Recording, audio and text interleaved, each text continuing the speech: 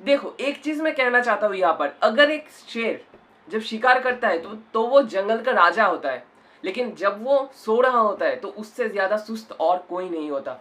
तो मैं सोच रहा हूँ आप एक शेर हो, आप एक शेर हो, आप जंगल का राजा हो, लेकिन अगर आप सुस्त हो, अगर आप लेटे रहो तो आपसे ज्यादा सुस्त कोई भी नहीं है। और उस टाइम पे क्या होगा, और जो कॉम्पिटिटर्स है वो तो भैया नीट क्या सितंबर के 13 को ही होगा? भैया नीट होने का प्रोबेबिलिटी कितना है, नीट होगा या नहीं होगा? तो ये सब क्वेश्चन का आंसर आप लोग आई थिंक पा चुके हो। तो नीट पोस्टपोन नहीं होगा, सुप्रीम कोर्ट के डिसीजन वाइज नीट पोस्टपोन नहीं हो रहा है सितंबर में।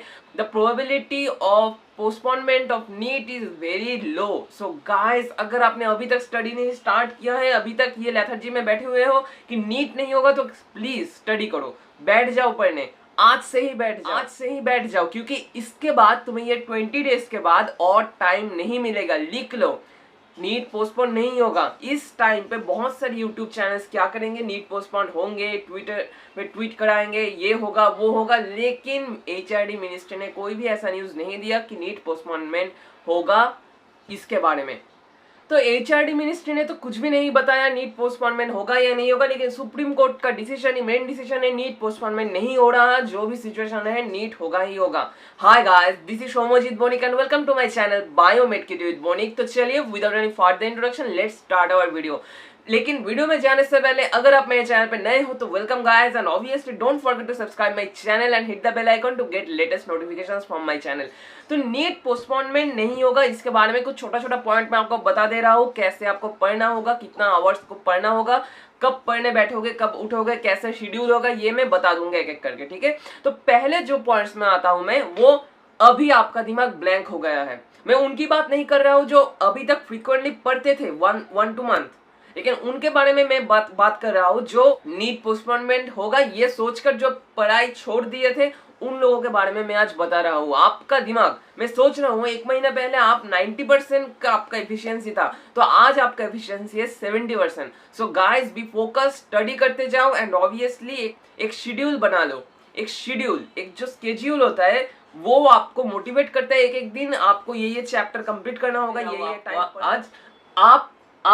आज ही के दिन एक मॉक टेस्ट दो, एनी मॉक टेस्ट, 2018 का पेपर, 17 का पेपर, 16 का पेपर, और कोई भी मॉक टेस्ट दे दो आकाश और एलन का, और आप लोग देखो आप लोगों का स्कोर कितना हो रहा है। आप लोग खुद ही एनालाइज कर सकते हो इस तरह से, ठीक है। अगर आपका स्कोर 460 to 500 के आसपास आ रहा है, ठीक है, तो आपको लगभग दिन में कितना घंटा पढ़ना पड़ेगा, लगभग आपको 10 से 12 घंटा पढ़ना ही पढ़ना होगा, ठीक है।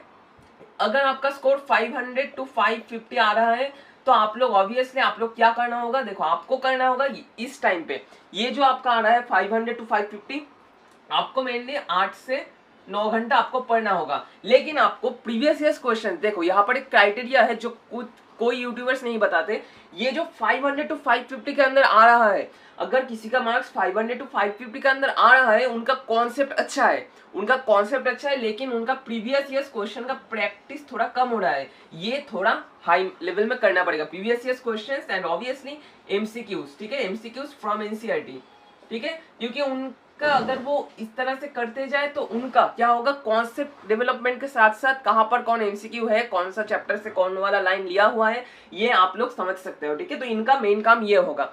लेकिन अगर आपको 460 to 500 के अंदर आ रहा है, तो आपको क्या करना होगा, आपको कॉन्सेप्ट भी बिल्डअप करना पड़ेगा इस टाइम पे, ठीक है। Read NCERT and previous years questions, आपको क्या करना पड़ेगा, आपको पहले फोकस करना पड़ेगा ये एनसीईआरटी का कॉन्सेप्ट ग्रैस्प करने में, उसके बाद प्रीवियस ईयर्स क्वेश्चंस में। लेकिन अगर आपको ये मार्क्स आ रहा है आप लोगों का, तो आपको पहले previous years questions then MCQs from NCERT, ये आपको करना पड़ेगा। और अगर आपका मार्क्स और भी कम आ रहा है, मैं सोच रहा हूँ 350 to 450 के अंदर, तो आपको मैं कह रहा हूँ आपको बहुत ही अच्छे से पढ़ना होगा। आप लोग अगर चाहो तो आप लोग दिन में 14 आवर्स भी पढ़ सकते हो, ताकि आपका हर एक चैप्टर में proper weightage and proper practice रहे हर एक चैप्टर में, ठीक है। तो ये हुआ एक छोटा सा पॉइंट जो आपको जानना जरूरत था, फर्स्ट पॉइंट। सेकंड पॉइंट क्या है, सेकंड पॉइंट है, मैं जो मेरे यूट्यूब चैनल पे जो वीडियो सीरीज चला रहा हूँ, और जो टॉपिक्स को मैं खत्म कर रहा हूँ समराइज फॉर्म में, वो वीडियोस आप लोग देख सकते हो, क्योंकि वहां पर जिस्ट करके इंपॉर्टेंट पॉइंट्स मैंने दे दिया है, जो इन दोनों नंबर रेंज में जो बिलोंग करते हो वो लोग तो ऑब्वियसली देखना, क्योंकि अगर आप लोग वो देखो तो आपका दिमाग में जो जिस तरह से क्वेश्चन आता है वो एक पैटर्न सेटअप हो जाएगा। ये सेकंड पॉइंट।